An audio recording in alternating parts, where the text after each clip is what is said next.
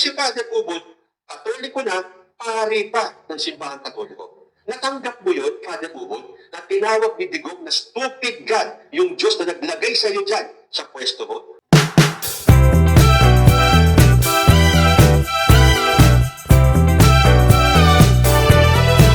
Pero po akong gustong reaksyonan na isang pare. Siya po ay isang Romano-Katolikong pare. At kung matatandaan nyo, meron pong signature campaign ang mga DDS ngayon. Yung Tay Kami Naman. Kung saan ang goal nila ay makalikom sila ng 1 million signatures. Yung po ang pagkakaalam ko, nung una, ang target nila ay 1 million signatures para daw hikayatin ang Supreme Court para maglabas ng ruling na pauwiin ang dating Pangulong Rodrigo Duterte sa Pilipinas. Ngayon, porque hindi yata nila mamimit yung 1 million, ginabaan na nila. 500,000 signatures na lang ang kanilang target. E di okay, siyempre may mga pipirma dyan dahil meron naman po talagang supporters ang mga Duterte. Although, hindi na po kasing lakas nung dati. Tanggapin man nila yan o hindi, halos kalahati na po ang nabawas sa mga sinasabing PDS o yung mga diehard Duterte supporters. What caught my attention ay itong pagpirma ng isang paring Katoliko. Okay lang sana kung siya ay ordinary citizen. Kanya-kanya po talaga yan ng paniniwala. Although siyempre, pagdating sa mga pare, meron naman tayong freedom of choice.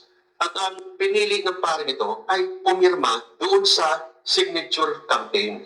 Sabi po dito sa balitang nabasa ko, Roman Catholic priest, Reverend Father Crescenciano Ubod has drawn mixed reactions from netizens after he was seen signing the petition for the Tay Kami Naman Global Signature Campaign, which is being spearheaded by supporters of former President Rodrigo Roa Duterte.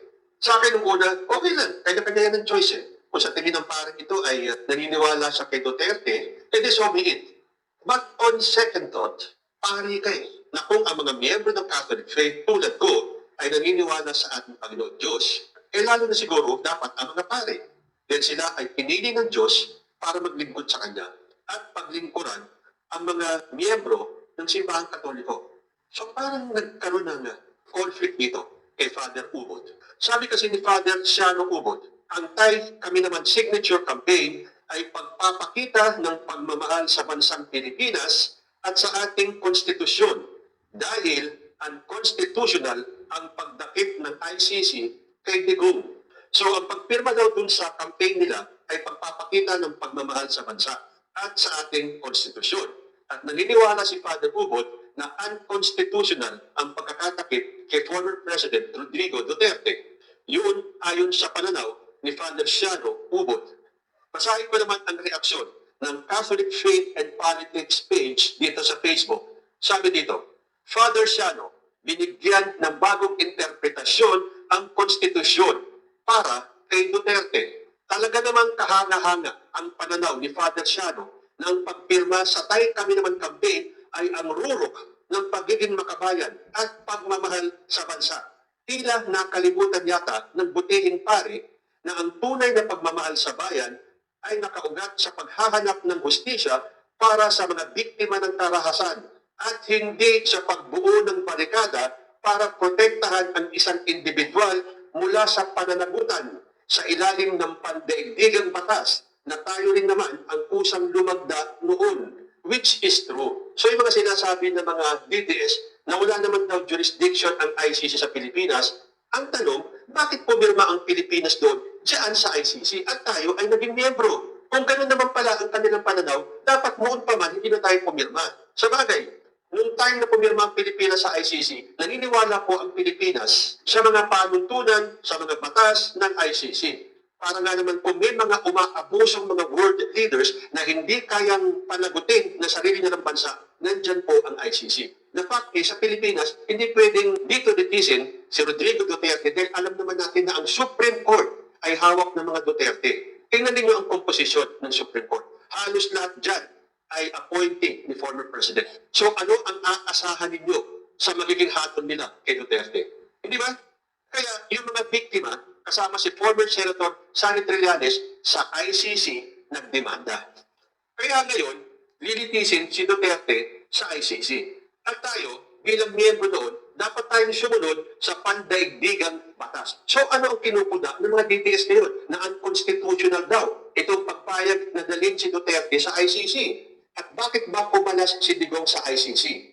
Doon sa mga emosyon ang pinaaandak at ayaw alamin ang totoo, isipin ninyo, miyembro tayo ng ICC. Bakit pumalas si Digong sa ICC? Dahil natunugan niya na siya ay pag-iimbestigahan dahil sa kanyang war on drugs sa mga EJK na nangyari. So, para maiwasan na siya ay maimbestigahan at kasuhan, winidraw niya ang membership ng Pilipinas sa ICC. O hindi ba halatang halata? Bakit hindi maisip ng mga DDS yun?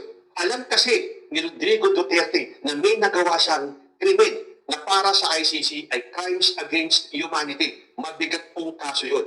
At kung dito na lang, inamin ng gobyerno na libo-libo ang naging biktima ng EJK. So paano ba lulusutan? Ni Digong yan. At paano nyo ipagpipilitan na walang jurisdiction ang ICC sa Pilipinas? Eh ang hinahabol ng ICC ay yung mga krimen na nagawa ni Duterte at ng kanyang mga cohorts nung tayo ay miyembro pa ng ICC. Hindi kaya alam ng paring ito yung history ng kaso ni Digong sa ICC? Tuloy ko, nakakamangha rin ang kanyang legal expertise sa pagbansag na unconstitutional ang ginawa ng International Criminal Court. Mukhang kailangang paalalahanan ang ating madasaling Father Siano na mismong ang ating Korte Suprema sa kasong Pangilinan versus Cayetano ang nagpaliwanag na ang pag-alis ng Pilipinas sa Rome Statute ay hindi nagbubura sa obligasyon at jurisdiksyon ng ICC sa mga krimeng naganap nung tayo ay miyembro pa. Ang konstitusyon ay binuo upang protektahan ang buhay ng bawat Pilipino. Ito'y hindi ginawa para takasan ang mga aligasyon ng crimes against humanity. Habang nananawagan ng dasal para sa tagumpay ng pirmahan, tila nakaligtaan na ang bunga na dapat nating anihin bilang nasyon ay ang pagpapalagot sa mga nagkasala at ang paggalang sa rule of law. Ang pagtatago sa likod ng soberanya para iwasan ang investigasyon ay hindi pagtatanggol sa bansa, kundi pag-amin na tila may kinakataputang harapin sa harap ng ebidensya. Kung tunay na walang itinatago, bakit kailangan dumaan sa signature campaign sa halip na patunayan ang kawalang sala sa harap ng korte? O, totoo naman, di ba? Yan ang lagi natin sinasabi. Kung walang tinatago, kung alam mong ikaw ay walang kasalanan, bakit hindi mo harapin yan at depensaan ang sarili mo sa pamamagitan ng mga abogado nyo na ikaw ay walang ginawang mali? So okay, para sa akin, kung ito ang dahilan ni Father Ubod, paniniwala niya yun, kahit na balubalokin niya ang konstitusyon, ibigay na natin sa kanya. Meron nga tayong freedom of choice eh. Ang hindi ko lang matanggap na itong si Father Siano Ubod ay isang Roman Catholic priest. Hindi ba alam ni Father Ubod na tinawag ni Digong na stupid ang kanyang Diyos? Hindi ba alam ni Father Ubod na minura ni Rodrigo Duterte ang ating Panginoon? Hindi ba alam nitong si Father Ubod na binastos at minura ni Digong ang ating Santo Papa? Well, alam po natin sa ating mga Katoliko na ang Santo Papa ang representasyon ng ating mahal na poong Jesus. Siyempre sa ibang relihiyon po, hindi naman po uso sa kanilang Papa. Sa ating pong mga Katoliko meron. So kung ano po ang paniniwala nila, okay lang po yun. Kasi hindi naman po sila Katoliko. Pero itong si Father Ubod, Katoliko na, pari pa ng simbahan Katoliko. Natanggap mo yun, Father Ubod, na tinawag ni Digong na stupid God, yung Diyos na naglagay sa iyo dyan sa pwesto mo? Natanggap mo, Father Ubod, na minura ni Digong ang Santo Papa?